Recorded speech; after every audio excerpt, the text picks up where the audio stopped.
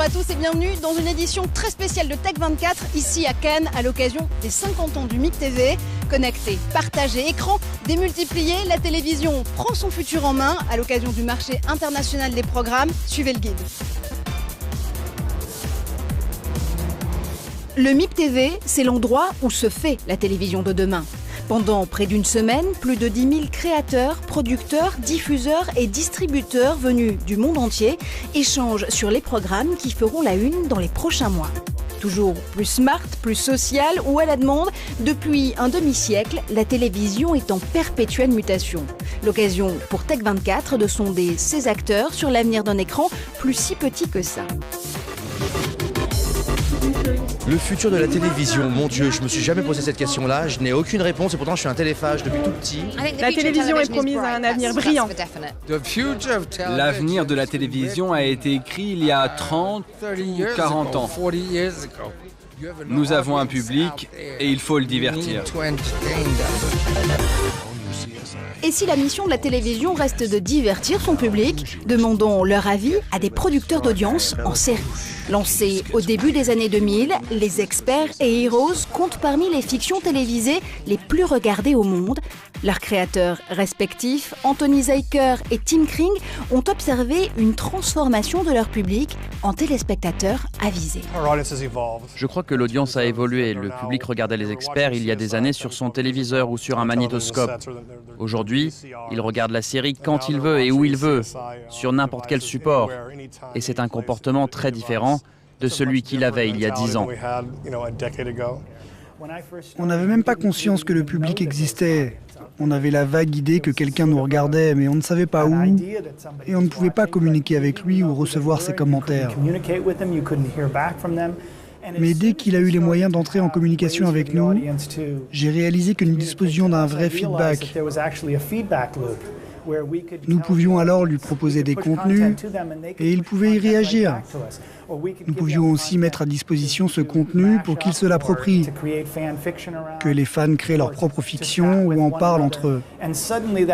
Soudain, ce public est devenu une institution qui, je pense, veut prendre part aux émissions qu'il aime.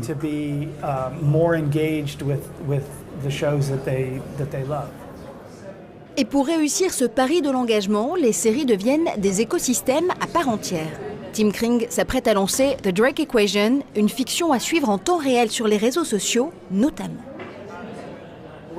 Plutôt que de créer une simple fiction télévisée, nous créons un monde dans lequel vous pouvez entrer, que ce soit grâce aux jeux ou aux applications que vous pouvez suivre en même temps que la série. Cela vous permet d'être encore plus impliqué dans l'histoire.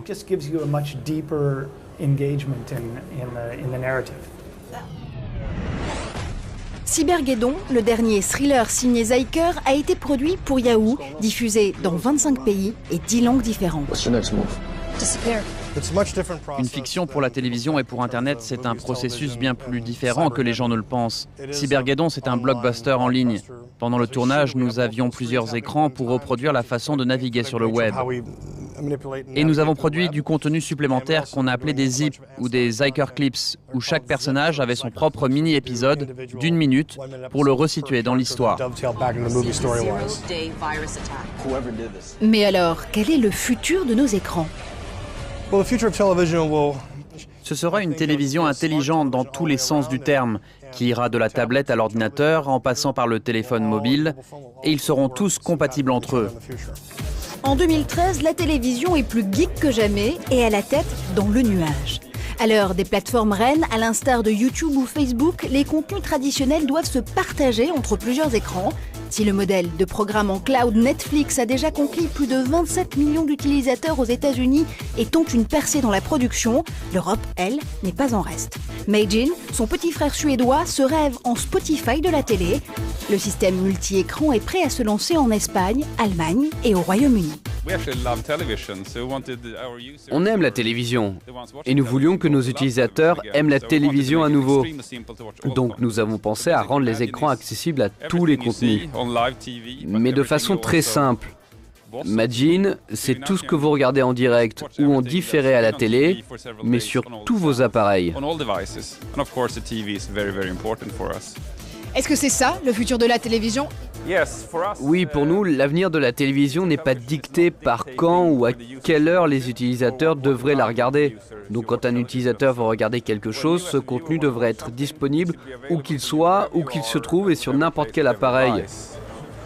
Pour nous, le futur est centré sur le téléspectateur.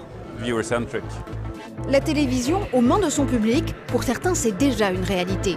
Qu'elle se traduise par une utilisation accrue des réseaux sociaux, d'outils de recommandation ou de nouvelles expériences, l'interaction entre l'audience et le programme en est la clé. Démonstration avec Derwin, l'agence qui met le digital au cœur des émissions et inversement.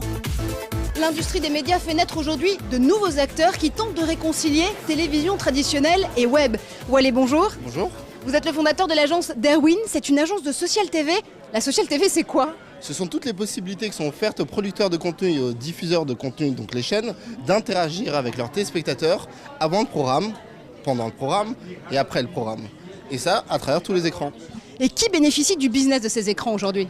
Il y a plusieurs acteurs qui bénéficient de ça. Tout d'abord, c'est le consommateur, le téléspectateur, qui peut de plus en plus s'investir dans son programme préféré.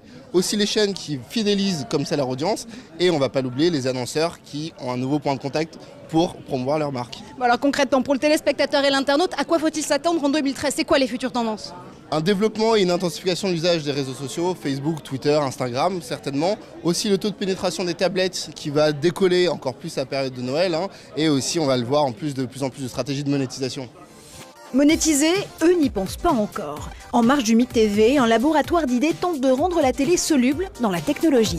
Méthode de pirate et look de geek, les participants de TVAC se sont lancés un défi, créer de nouvelles applications pour prendre le pouvoir sur l'écran. Ici, une télécommande déguisée en ours en peluche informe les parents sur les images que leurs enfants regardent. Vous pouvez presser dessus et l'image va se figer.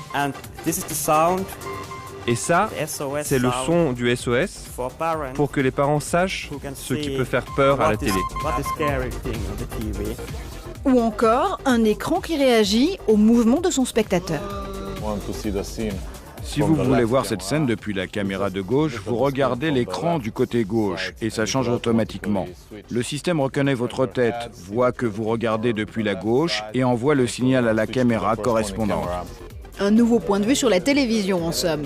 Nos développeurs ont 48 heures chrono pour mettre leur génie en action et produire l'application dont vous ne pourrez plus vous passer demain.